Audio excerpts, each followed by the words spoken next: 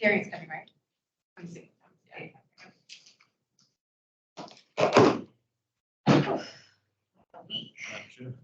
Welcome. Thanks everyone, and welcome online. Okay, we've got Charles and Lisa virtually.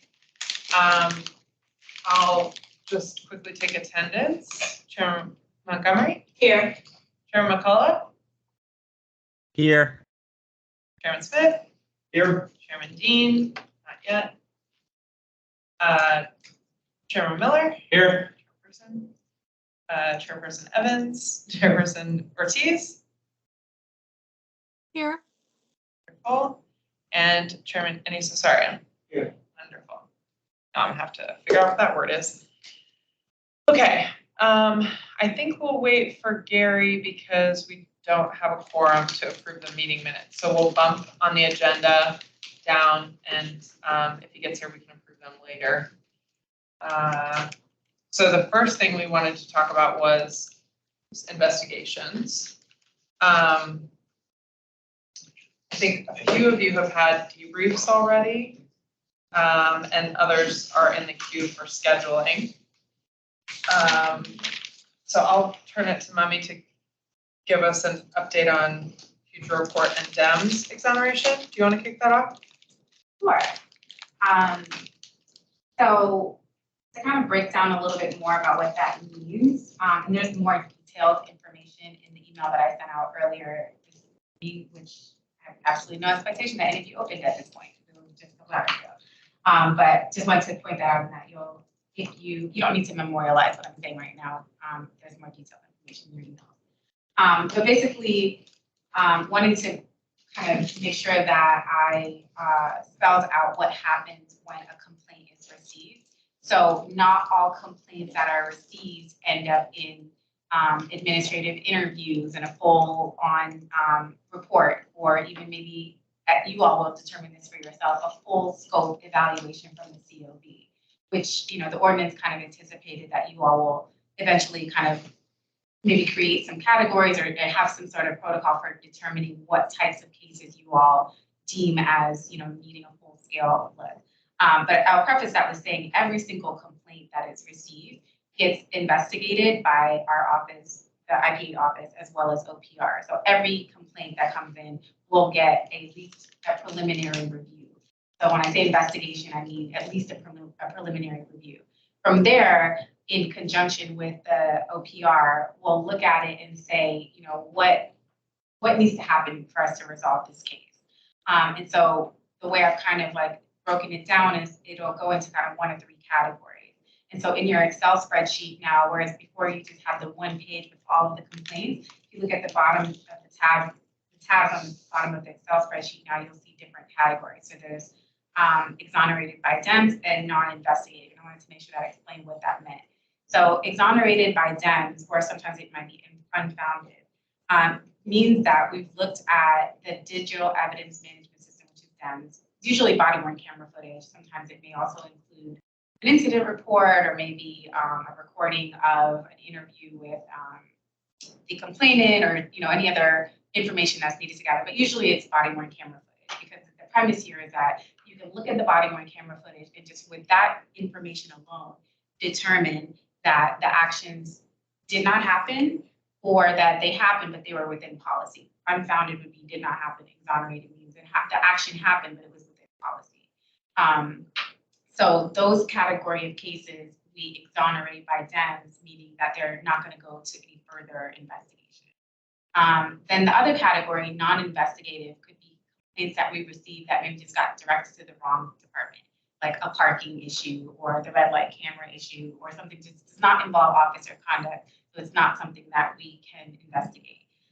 So I just wanted to make sure that you all are aware of what those are. So initially, where I envisioned assigning 2 COB members to each complaint, I realized that that was not the most efficient way to do it, because for those other 2 categories that I just explained, I'm not even going to be doing a full-scale investigation, so certainly it wouldn't make sense for you all to do a full-scale investigation.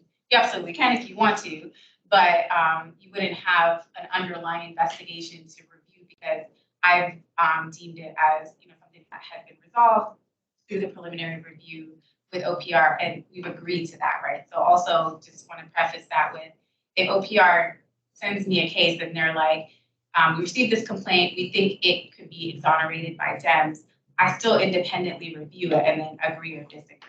And if I say it needs to go to further investigation, then that would happen. It wouldn't just be that, you know, it's a check without looking at it as well.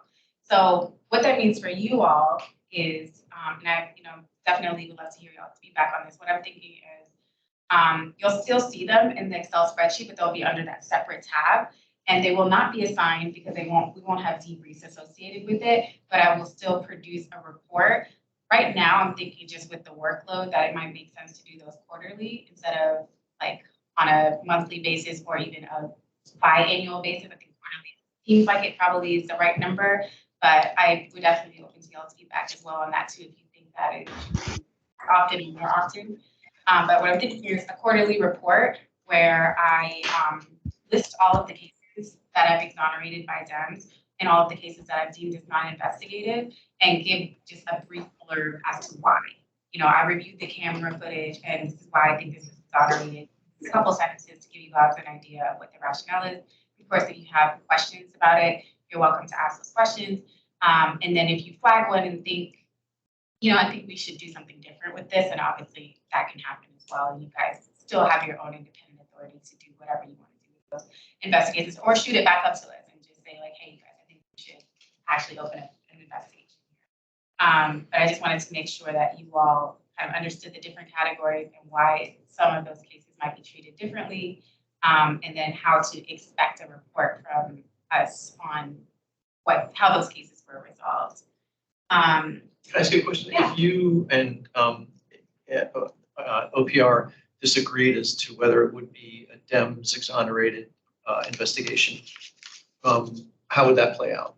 Do they need your consent to have it be a DEMS exonerated report, or could they do that on their own and then you would be left with sort of doing our own separate?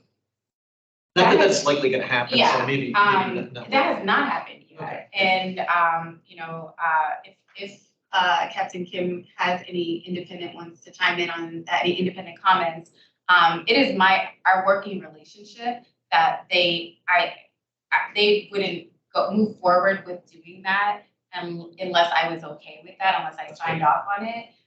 In the very rare circumstance that we were just at complete opposite ends with something, then of course we can do an independent investigation, or the COB may choose to subpoena additional information or something. But I think the likelihood of something like that happening is probably a rare circumstance. But the practice has been that, you know, when I'm giving a case that they think is exonerated by DEMS, it's always, here's what we think, but you look at it yourself and you let us know if you're good with this. Am I missing anything, Captain Kim? Oh, he's raised his hand.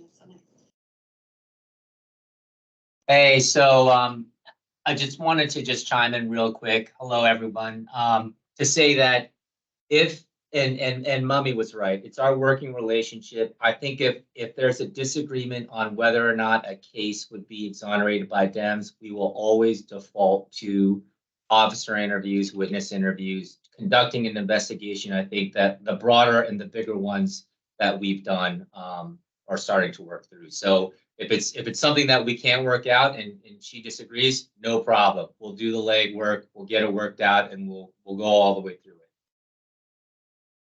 Thank you, That's Captain great, Kim. thanks. So again, in your email, you'll kind of, I sent you all just kind of like a progress report of, you know, different things that we did in quarter 2, so you can kind of get an idea for like how many complaints we've received and what categories they ended up falling in. There's also an explanation of what each category means in writing, in case you at any point want to refresh yourself on that information. And then I want to talk about the third category of cases that then become actual full-blown investigations.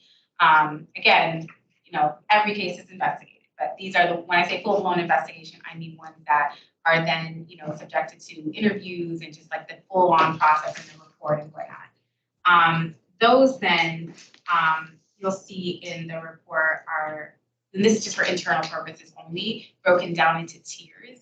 And I tried to just capture in there an explanation of like what goes into each case from start to finish, generally speaking, and then specifically for each tier, how many like projected hours or just like what the level of complexity is for different tiers. So when you look at the kind of visualization of the data and you see, how many cases we have in tier 1, 2, 3, 4, all the way up to 5, you'll get an understanding for the level of complexity and like how much work goes into the different tiers of cases that we have and how much time we're spending on individual cases. So I just wanted to put that as well to kind of explain what you'll see in those presentations. And obviously, if you have any questions, you ask, but if you have any now, I'm happy to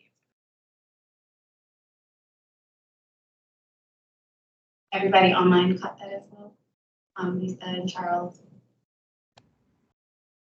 Yes, No? I heard what you said. I don't have any questions. I did get a chance though to look at what you sent, and I thought that was presented well. I think because there's I think would be a good addition also is it's mentioned that the pieces of evidence that are reviewed, but doesn't necessarily detail on the types of evidence that are reviewed. And that may be helpful for the public to know that we are looking at, I assume that it covers not only the body worn cameras, but when the written complaints, maybe if they come in emails, but then also the supplemental voicemails. Sometimes they're voicemails. I'm sure there's other things that come in. So it may be good for folks to understand the different types of material that we look at, so they understand that, there's a lot of different things that you look at in order, and that we also look at in order to come to the decisions that are made. But Yeah. I thought the layout of what you sent was good.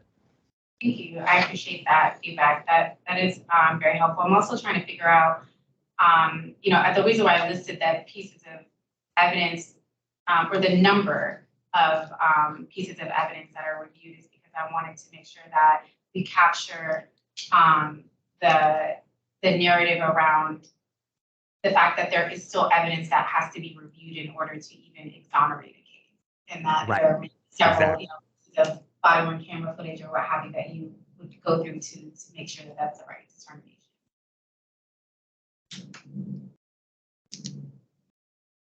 Any other questions? Thank you for your time doing that work and putting together the quarterly report. That's very helpful. And my input on the non-investigative case report would be, I think, biannually would be fine. I mean, I don't know how much more work it will be for you to put together them at more frequent intervals, but while we're kind of getting our bearings, I think you have a lot of other tasks on your plate. So if doing that twice a year is easier, like we have access to it in the spreadsheet. So if we're curious in between, it's not like we're waiting on you for the info. So I leave that to your discretion, but if that makes it easier, I think that would be perfectly fine. Thank you. That is helpful. There was one other thing that I wanted to say that is not really related to investigation, but just so I don't forget to say it. I'm also wanting to finalize the quarterly newsletter that would go on our public website. And so it is likely that most of the information related to the COB would be similar to what is in the kind of like progress report that I sent you all. But if there is any additional like highlights or information or just information about what you all are doing or planning that you would like captured in the newsletter, feel free to send it to me at any point that you have that information, and I'll include it in those quarterly newsletters, or just before it's published, just let me know like, hey, we'd like to include this information. So I definitely want to welcome y'all's input on this newsletters and make sure that you have the opportunity to say things in your own words or report things in your words if you have anything that you particularly want to highlight. Thank you. That I think will be really valuable to the community and worthwhile. So appreciate you organizing that. That's it for me. Charles, what up? Yeah, just real quick.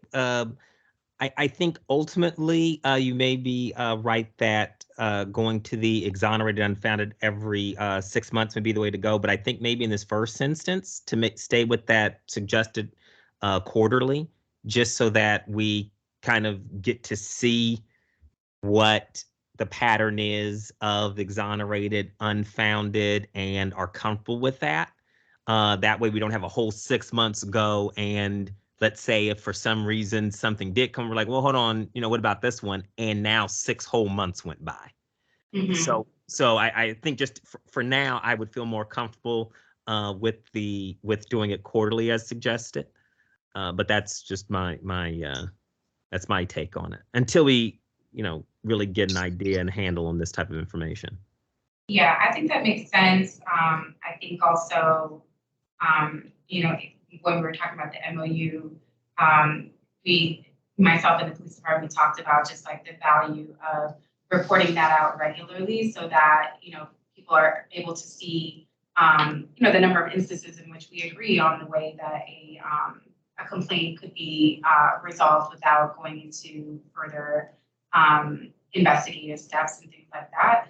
And so I kind of already had it in my mind to do it quarterly, but I just wanted to make sure to throw that out there in case there was any sort of anticipation that it might be needed. I thought it was possible that it could be needed more often if that was something that you all, think you would value from. But I think I'm fine with I have the capacity and I'm fine with doing it quarterly. That's what I envisioned.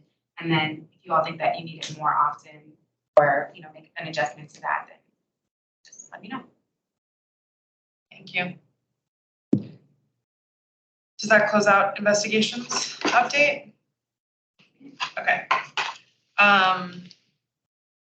We will likely have an investigation briefing on our agenda for either September or October.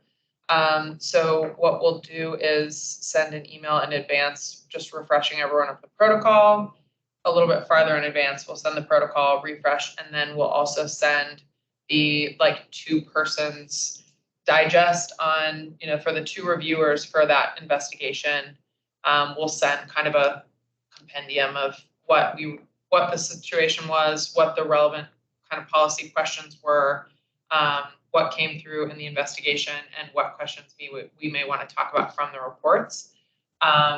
So we'll have advance notice of that, but I wanted to give you all a chance to think about that as it comes up. I'll be sure to send a text message to the group when that investigation report circulates, because it will be very important that we've all kind of reviewed that basis and the instructions for our public discussion in advance. So for that one, I may request by text that everyone kind of confirm that they have received and read it, so we all can come to that first conversation equipped with the same information. And if you have questions in between now and then, or once it comes out, please feel free to call me or Ian. Obviously, we've got lots of good resources to help prepare for that. And then if there are no other questions, we can move on to training. Great. The race training, Leading with Race training is due 10 days from now, August 19th. So there are some videos online you probably are due to review. It doesn't take very long. I have 1 video left. Just a gentle reminder. And then also, Tosh had distributed, Captain Chamberlain had distributed the ride along sign up link. And since we are required to do 3 per year, I'm hoping everyone can get their first one at least scheduled this month, even if you do it next month. But from my recollection last year, it was a lot easier to kind of get them on the calendar once you were in the cadence of doing that. So I would hate for anyone to have to stack up 3 during the December holidays. Although that could be a useful time to be in the car also. So at your discretion, but we do need to get those done before the end of the year. So I just wanted to prompt everyone and make sure folks get that link. So if you can't find it tomorrow or whenever you go to look, feel free to text me and I can help you connect with that resource. And it's end of the calendar year. Yes. So, she says it's in the COB. COB email, Yes, which reminds me, I did point out to the rest of the group as they were filtering in, you can forward those emails to your personal account if that makes it easier to be sure that you're getting prompt notification. And if you need help with that, I will be happy to help you. But I'll go ahead and forward that email from Captain Chamberlain out so it's at the top of everyone's email list. And I'll reach out to you. That might be the best option. Okay. I'm pretty sure that I'm all caught up with that stuff.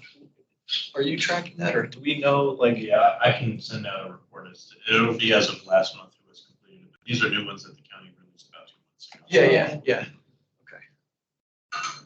Are you also having issues with the learning center? Is that log in with? I think so.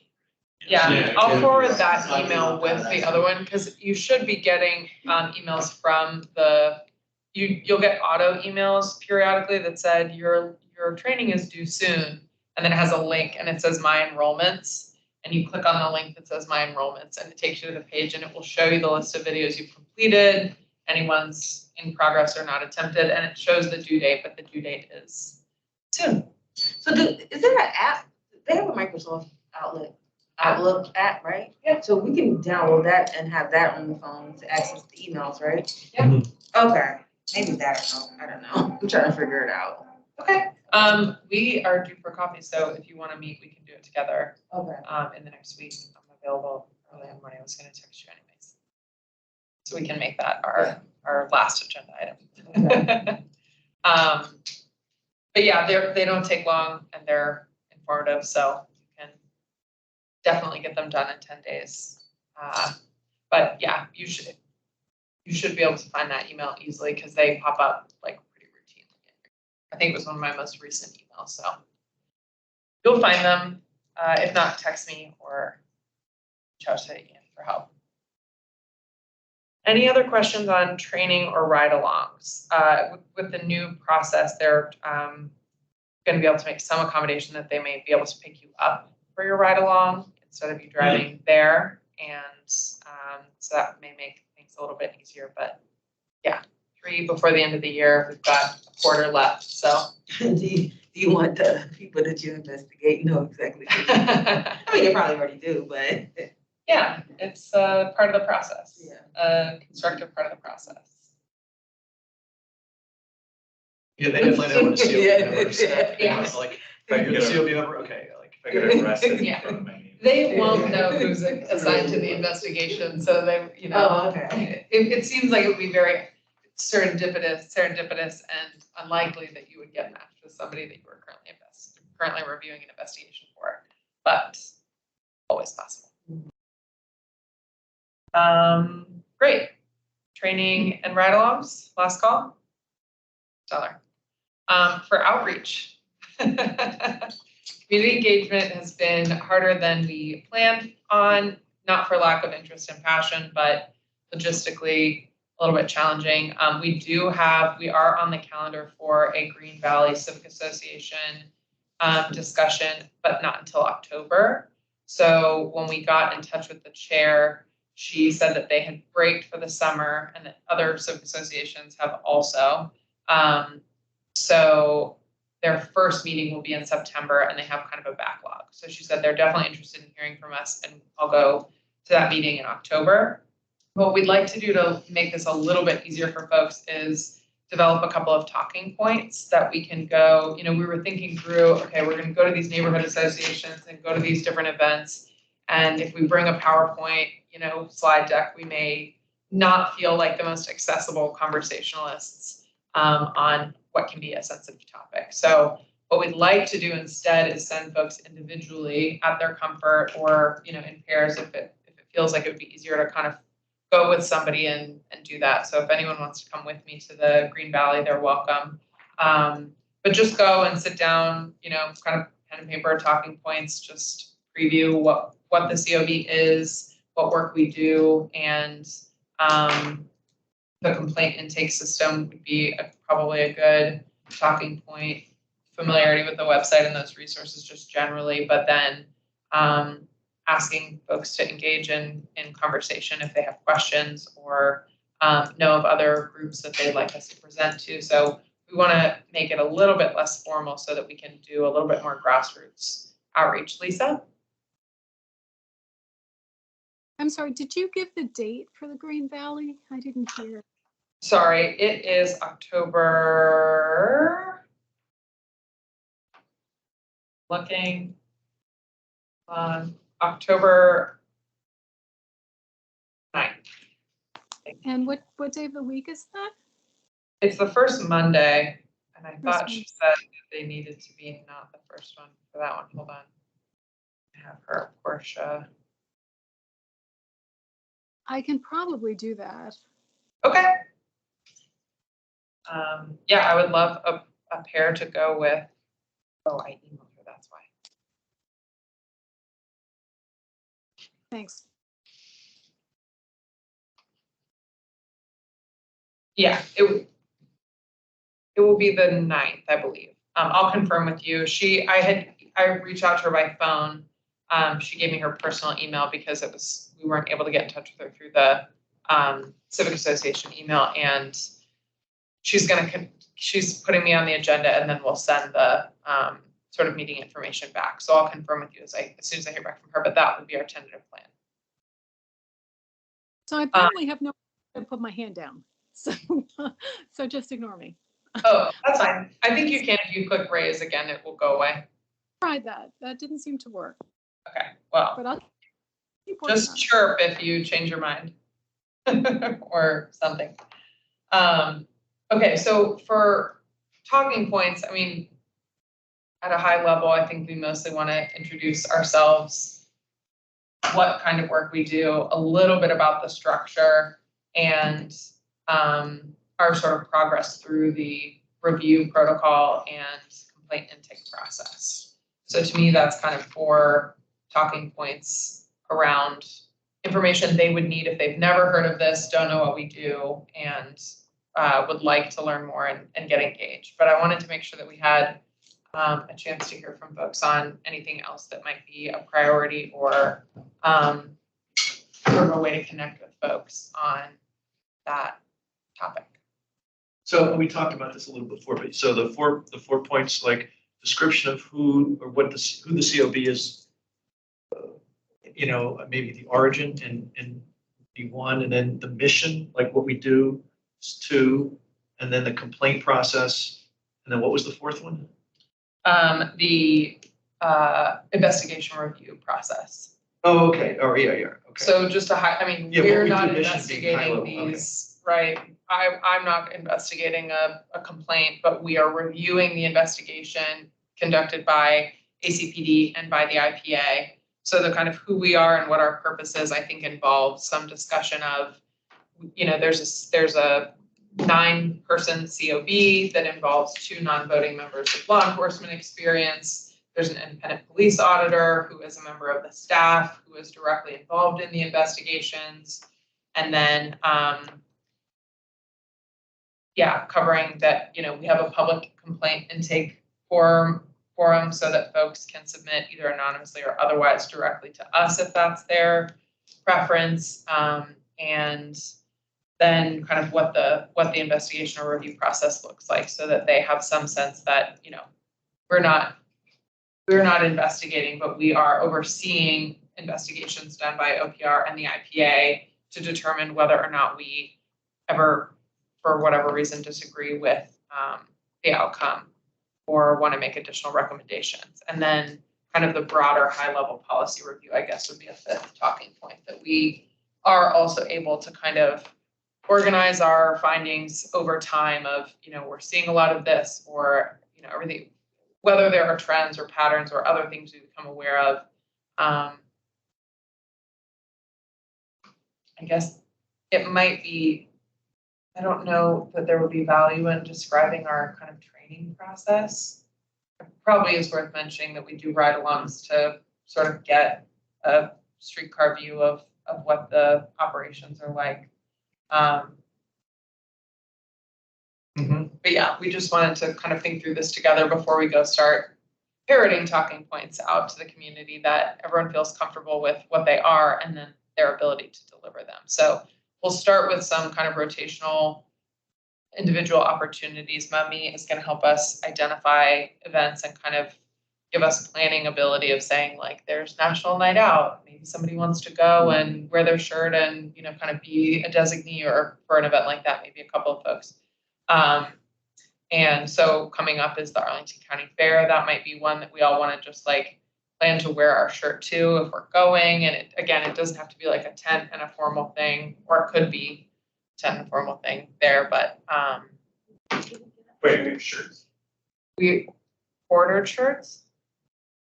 Yes, I got everybody's sizes, so they are actually, that I will send y'all a, proof of it before they're finally. Sorry, I should have said you didn't receive them. We ordered them. Yeah, remember last time, remember Yeah. last time y'all filled out the chart, the sizing? Yeah. You wasn't there, It's right? hanging up in your closet. Yeah. Fair enough. It came in with the last email. It was just packaged up in bits and bytes. You did get your sizing. Not, was it the last meeting or the one? That was the last It was meeting. the And I last thought meeting. we had your size. Let's double check. I remember Dave and Julie, I reached out to them separately to get theirs, because I was also virtual last meeting, right? So I don't know if I had a personal knowledge or personal recollection of who's in the room or present, but I thought, oh, just make sure you get your sizing. They haven't been printed yet, so you haven't been like that. Yeah, I'm sure it's out, I'm like. That makes sense why you're like, Sure, what are you sure. talking about? Sometime in September. Oh, I thought the Arlington Fair was in August. It's next week. Yeah, it's definitely, yeah, it's right around the corner. It's the 16th through the 20th. Night out? Yeah. Oh, the fair? Yeah. Night out was 2 weeks ago. No, the Arlington County Fair. Yeah, it's next week. Yeah, I should have sworn it The was 16th. Yeah, through the okay. 20th. Yeah, it's like next Friday or Saturday. Next, whenever the 16th is to the 20th, because they have that, those signs, those Okay, yeah, electrical yeah, signs. Yeah. What's When you drive ACPD down doing? Bleed. I mean, we just, They're there. I mean, they had like a, oh, okay, never mind. How do we go about establishing a presence at the county fair, like how do they take it down? I don't know. we Is have- that a good place? People are having fun. They're not really. Yeah, well, part of my thinking was that, and I'm sure this was actually part of Mummy's thinking on getting the shirts, but if we can wear them to community events, right, where you are sort of designating yourself as somebody that as you meet people or talk to people, there is an opportunity to speak with folks in the community one-on-one without them having to be an organization, go to a meeting, anything like that. So I think part of what we'd just like to try is giving folks a goal of like every couple meetings, making sure that they've spoken to someone in the community about the COB, their role, and we want to make sure that you're equipped with talking points that you can kind of cover it without feeling like you're, ad-libbing or freestyling, whichever one feels more natural to you. And that then they are kind of more organic conversations and building awareness through that activity. I go to a couple of it's just two I go to, but the one I like the most is the Lumber Community Center. Okay. And they have, it's not just the community center, it has like a whole bunch of stuff. And every time I'm leaving out, there is someone from some type of organization that they allow them to set up right in front at the front desk. Mhm. And they're there giving out stuff, promoting things, from health care, all these different things. I don't know if y'all wanna try doing one of the community centers. Yeah. I don't know, during the week is probably not gonna be good for everyone. It's a good time because I'm telling you, by 9 o'clock in the morning, every elder is in there doing Pilates. Yoga, Pilates, that's their thing. That parking lot is full. You gotta get out of there if you're not trying to get caught up in it. But anyway, and then you have the other side, because I think it's a daycare or something there. So you have younger people. Right. And so you will hit a big target audience. And they're open on Saturdays. I don't know if people are available on Saturdays. Yeah, I hadn't That sounds like something we But- definitely do. I would prefer that to the farmer's market approach. So, my goal was that we could, try to get someone to go do something every month. And we're gonna be rotationally reaching out to the civic association so we can geographically sort of distribute ourselves across. And we're starting with South Arlington. We'll work our way up. But the community centers, I think, are a great idea because they have different facilities. So folks come from different parts of the county sometimes. So why don't you and I look into what they need to know from us in advance? But, I don't think that it would be terrible to go set up with, some of our materials and a shirt. And again, it's not like you're not tabling, you don't have to, bother people, but we can make some visibility and interact with the community in that way. Which community center was that? Lumber Run, it's over there Oh, for Lumber George, Run? Okay, yeah, yeah, over George yeah. Mason. Yeah. The Arlington Fair is gonna be a good opportunity for outreach. I know last time I was, the inside, they have like an inside portion, inside, TJ, yeah. right? And there's like people just presenting, like a bunch of different, especially related to. But, there was like, that gym was packed. There was a lot of people that were going around looking at everything. That might be a good outreach opportunity, like for us to have like a test. Yeah, you said it's the 16th to the 19th? 20th. Okay. Oh, August. I see. Yeah, I would be happy to table that Saturday, and I think Mummy could help us get I could get the resources from you in advance to try to go set up inside the TJ facility, if anyone wants to join me.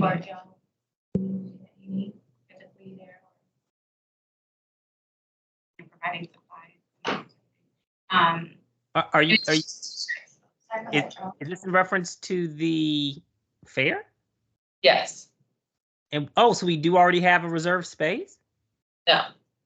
Oh, it's been my experience that reserving a space is necessary. Now, they do generally have a county area, so maybe they'll look kindly upon us and slot us in.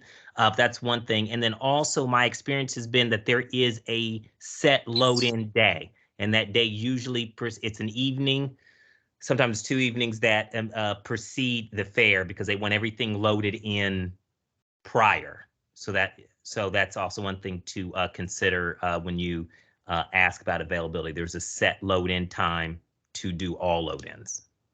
Okay. We'll look into asking the county if we could maybe just table at their table so that we can create a schedule that works for all of us without having to need somebody there to cover the whole time. I don't know when we'll have I don't know whether we'll have our shirts by then or not, but we can make, stickers that say. The buttons, right? Yeah, we have the buttons and the name magnets. Is that what you're referring to? Yes. Yeah, well, buttons, but yeah, either way. But more so it's like an area where the different county offices, divisions, departments are. So we would still have our own table, but I'm saying because there's kind of a usually, unless they change the format, a designated area, that kind of makes it easier than just being a fully independent organization, nonprofit or vendor, because they can be like, oh, well, there is kind of an area, so I guess we can slate you in. But the understanding is, again, they may do it different because we're more of a county organization than just independent vendor. The expectation was when they gave you a table that it would be fully staffed during the open hours. Again, this was my experience doing it as a organization. So, but again, it may be a little different for us. You know, the registration is closed, tabling, county fair. So give me feedback on some. Sure. I'll look into that if somebody else wants to commit to doing it on Saturday with me, so we can give folks a window of being there and being able to talk. Martine, winner. Excellent. Okay. I'll, Ian, follow up with you so that we can make whatever arrangements we need to, whether that's formal or formal tabling or informal something else. And Martine, I'll coordinate with you. Great.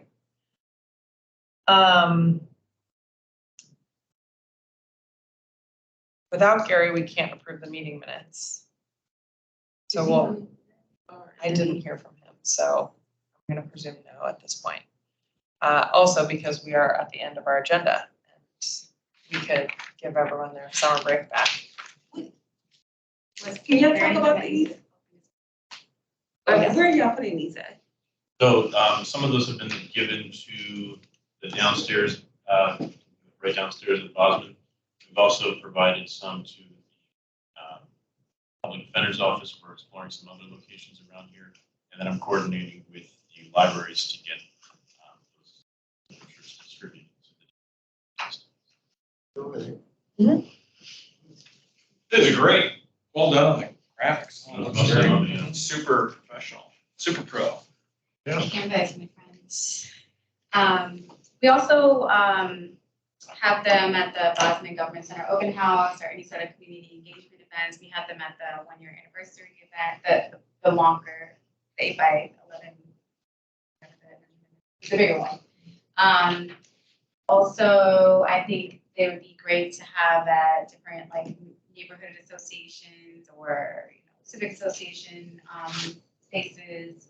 So if there are other places that you all know of that you think this information would be useful, we definitely would love to get that information over to them. I also got those kind of like little acrylic document holders too. So if we want them delivered to a space, we actually have data that was I'll shout you out there. What was The it? document holders. Oh, So originally I had just planned to get some that we would just use at our engagement events, but I ended up ordering extra ones so that if we have a place that is like, hey, we'd like to have your materials there, we can deliver it to them with the proper like holders and stuff like that. So it's easy to just pop it on the counter and set it up. Yeah. And then, we talked about, I think at a previous meeting, if there are needs for it to be printed in additional languages, then we should do that as well. I'm about to be really petty. I hate this picture. Me too, but that's normal. We I have hate to mine. take No, I don't like me in this picture. I was like, oh, She just this is doesn't why I want don't to take take pictures. Well, someone did try to get some professional photographs taken. I'm not gonna name any names. You did, you but- did. that's true. You did. You did. But I'm gonna say Still in. tried valiantly. I did. Still in. Big It's fan. still an option, if we are. Right, we can, individual headshots, like, professional makeup, the whole bit, The whole shebang. Photo shoot. is it too late to destroy this? I think so. Look, good thing I have my mask I on. No cannot- face, no case. Like, that's not me. No, it was a casual Saturday, and so nobody has it in. It looked like we were hard at work. I also like it because if we were all in suits or matching outfits, it would give a different impression for a group photo. No, it's a good group photo. I just don't like me in this one. I'm like, oh, then she chose that one. It was the only one I had. 100%, but I feel your, I also. Yeah, I think it's a great photo of everyone, but He said, I don't like Okay. It's hilarious. But I like the Q on the seriousness. I like the Q code. Maybe we can get bigger posters and put Q codes around the county.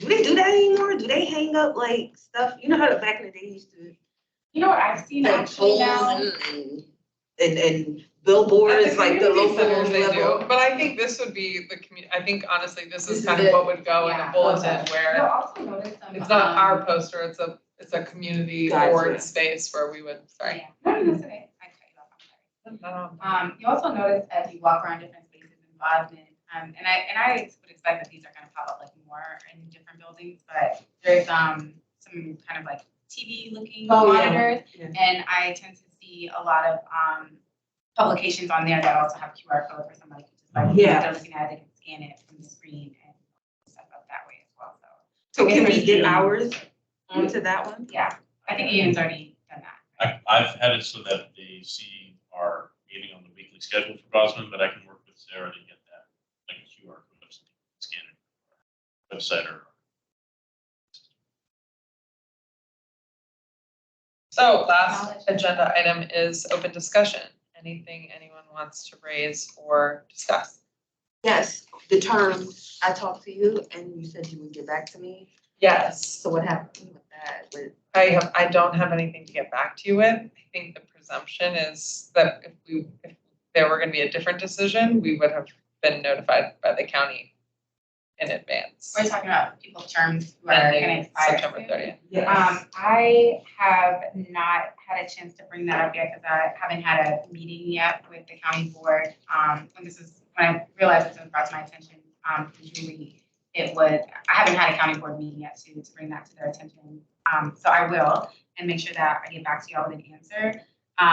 I will say though, those people whose terms are expiring, that I think the presumption would be to reappoint unless you all are already anticipating that you will not be able to serve another term. So I just say all that to say that that's not an official word on behalf of anyone, but barring some sort of, communication from someone that they do not intend to serve again, or that they don't have the capacity to, or there being some sort of other issue, I think that the presumption would be in favor to, keep the continuity going.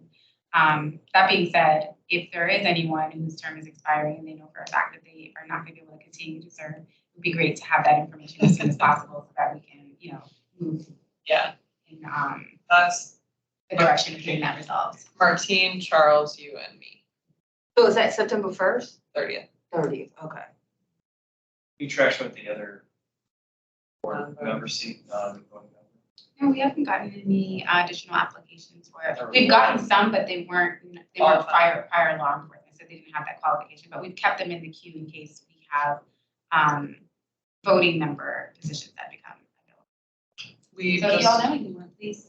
updated that. Dave and I are working on the 2023 report. We anticipate we will circulate a draft for you all to review early next week. And one of the things I flagged was in the kind of current roster, it lists the vacancy. And so then in the text, it just discusses a little bit about, we have a backlog of candidates for voting vacancies, not for not voting. We did speak with at least one person who was interested and had law enforcement experience, but it didn't meet the statutory requirements. It has to be in Virginia. It has to have been, there's not in Arlington County. yeah, it's not the widest of a needle. Do you feel like it would be I beneficial don't to do think they actually have the residential requirement run.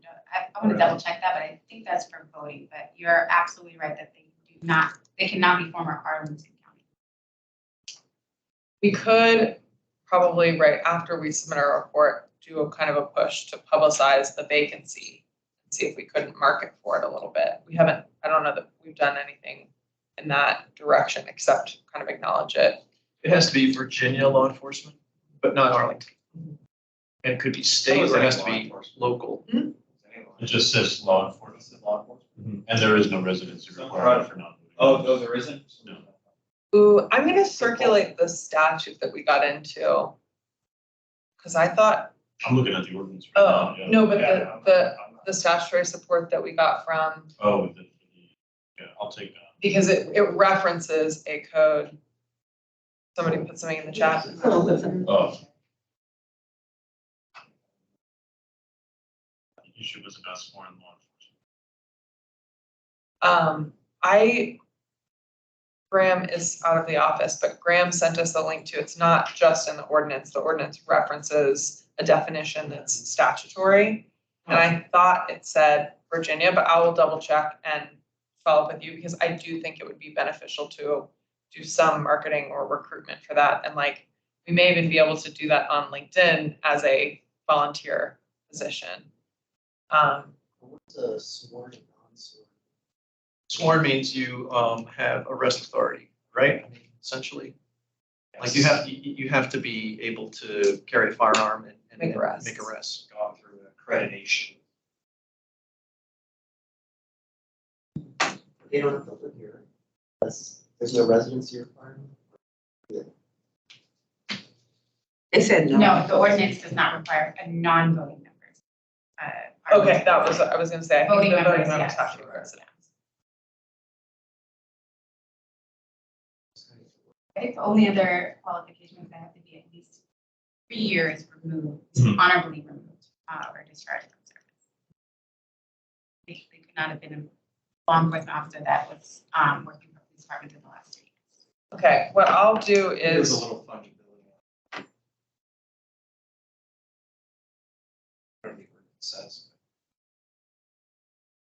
I'll send a list of the requirements with the position so that we can recruit as a little bit more knowledgeably and we can circulate maybe a vacancy on LinkedIn or some other way, just so that we're being a little bit more active Yeah, about because having a it doesn't have vacancy. an Arlington County residency requirement. there are definitely people I think want to do it. Yeah.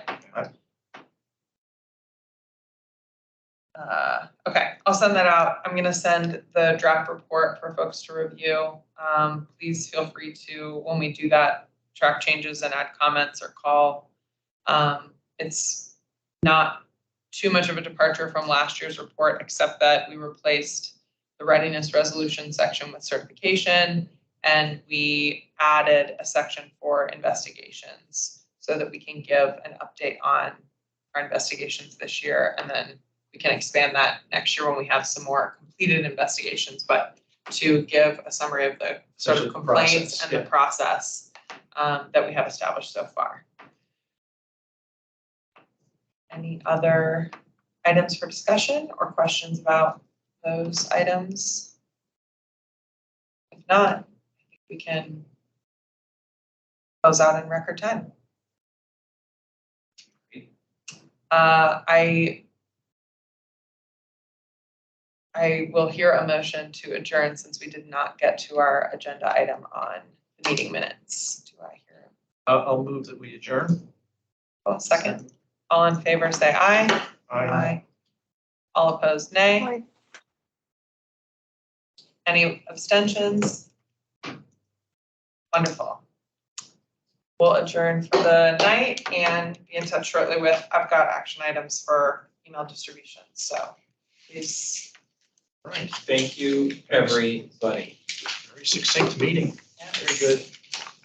Well, brief, I don't know how succinct I was, but.